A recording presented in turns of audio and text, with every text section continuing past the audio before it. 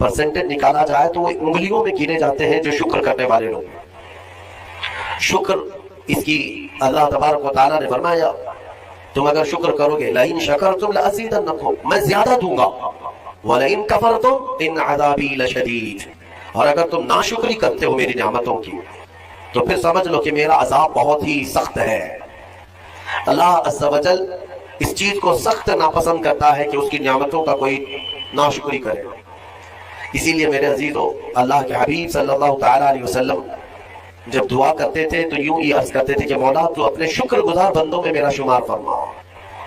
समझ रहे आप, सब्र आसान है और शुक्र मुश्किल है, सूफिया ने फरमाया। हालांकि शुक्र में क्या करना क्या है, सब्र देखा जाए तो कठिन होता है, बर्दाश्त करना होता है।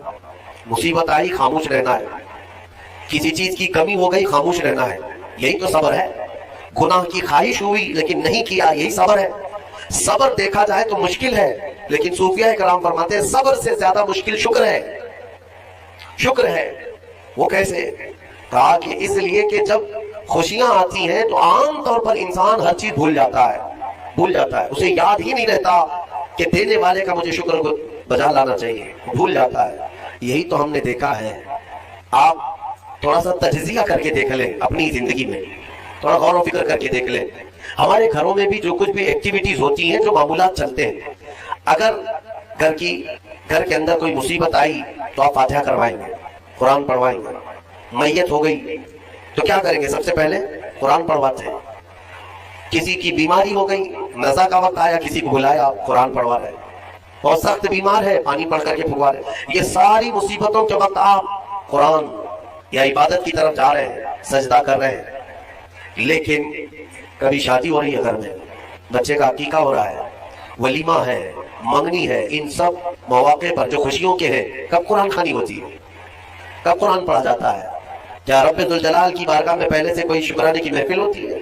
बहुत कम देखा गया। मौत पर, गम पर, बीमारी पर दुआएं मांगी तो जरूर जाती है, कुरान पढ़ा तो जाता है, लेकिन खुशियों के मौके पर बंदा भूल जाता है।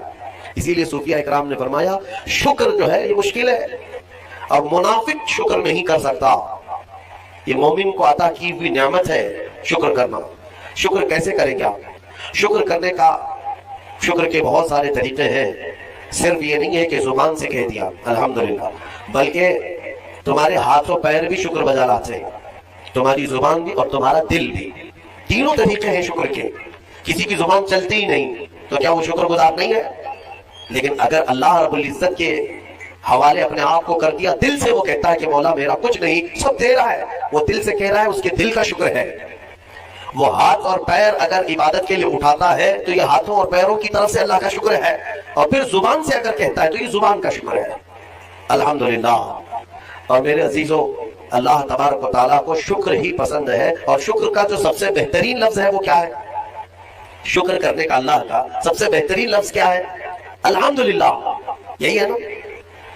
आपको आदत डाली गई है कि किसी ने भी अगर आपसे पूछा कि तबीयत कैसी है तो आप क्या कहते हैं? अल्हम्दुलिल्लाह। चाहे सर दर्द हो ही रहा हो, लेकिन आप कहते हैं अल्हम्दुलिल्लाह। ये शुक्र करने का सबसे बेहतरीन लफ्ज क्या है? अल्हम्दुलिल्लाह। अब मैं आपको बताता हूं, ये सबसे बेहतरीन लफ्ज है। इसीलिए देखो कि अल्लाह ने अपनी किताब, आखिरी किताब कुरान भी अपने हबीब पर उतारा तो उसका सबसे पहला वर्ड क्या रखा? अल्हम्दुलिल्लाह। अल्हम्दुलिल्लाह से पूरा कुरान शुरू हुआ। फिर तुम अगर मौला की बारगाह में इबादत के लिए खड़े हुए, नमाज के लिए रकअत बांधे, इमाम अगर कहीं से जहर में शुरू किया तो कहां से? नमाज में भी अगर इमाम क़िरात शुरू करता है तो कहां से शुरू करता है? अल्हम्दुलिल्लाह से ही शुरू करेगा। मेरे अजीजों, इतना ही नहीं बल्कि रिवायतें मिलती हैं कि आदम अलैहिस्सलाम को जब पैदा किया गया और उनके जिस्म में रूह डाली गई, आपको छींक आई, सबसे पहले आपकी जुबान से निकला अल्हम्दुलिल्लाह। इससे अंदाजा करो कि मेरा मौला शुक्र पसंद करता है, शुक्र पसंद करता है। इसीलिए 30 से ज्यादा मरतबा तुमसे पूछ रहा है मौला कौन कौन सी नेमतों को झुटलाओगे? तुम अल्लाह रब्बुल इज्जत के आगे सरेंडर हो जाओ, सुपुर्द हो जाओ कि मौला नहीं, मैं तेरी किसी नेमत का इनकार नहीं करता। तुम्हें अंदाजा भी नहीं है तुम्हारे पास नेमतें क्या क्या मौला ने दिया है, तुम्हें अंदाजा भी नहीं है। वइन तउद्दू निअमतल्लाहि ला तुहसूहा, अल्लाह फरमाता है अगर तुम गिनना चाहो कि अल्लाह की नेमतें, हरगिज गिन नहीं सकोगे। कैसे गिनेंगे?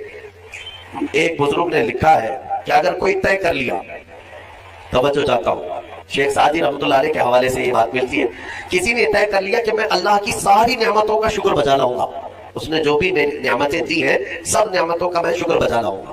ٹھیک ہے، تمہاری زبان اللہ نے دیا ہے، یہ ایک نعمت ہے، ناک نعمت ہے، کان نعمت ہے، آنکھ نعمت ہے، ہاتھ ہیں، انگلیاں ہیں، پورے جسم میں ایک ایک عضو اللہ کی نعمت ہے. پھر پلس اس کے علاوہ جینے کے لیے جو یہاں پر گھر دیا یہ نعمت ہے، زمین پر چلنے کی طاقت دی یہ نعمت ہے، اور سونے کے لیے ہمیں بستر دیا، پہننے کے لیے کپڑے دیا یہ نعمت ہے، رشتہ دار دیا یہ نعمت ہے، اولاد دیا یہ نعمت ہے، ماں باپ دیا یہ نعمت ہے، اچھے دوست دیا یہ نعمت ہے، اسلام دیا یہ نعمت ہے، ایمان پر رکھا یہ نعمت ہے، اپنے آخری نبی کی امت میں پیدا کی یہ نعمت ہے.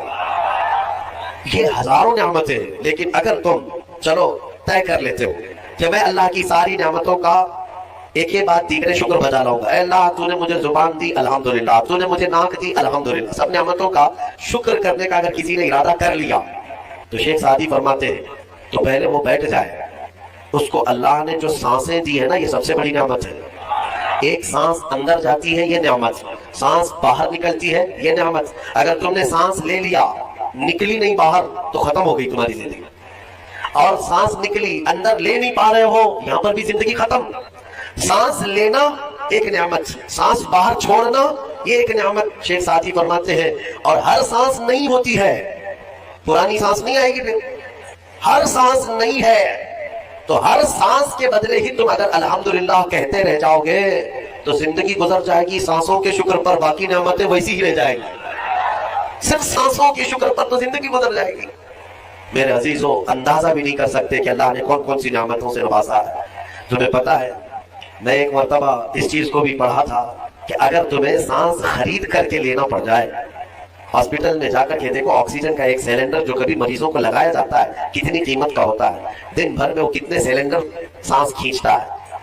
اس اعتبار سے اگر تمہاری زندگی 60 سال کی ہوئی اور 60 سال تمہیں آکسیجن خرید کر کے لینا پڑا تو تقریباً اس کی قیمت جو ہے کئی 100 کروڑ میں چلی جاتی ہے.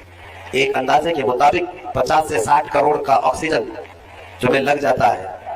تو کیا یہ ہر آدمی کیپیبل ہے اپنی سانسوں کو پیسے سے خرید سکے گا؟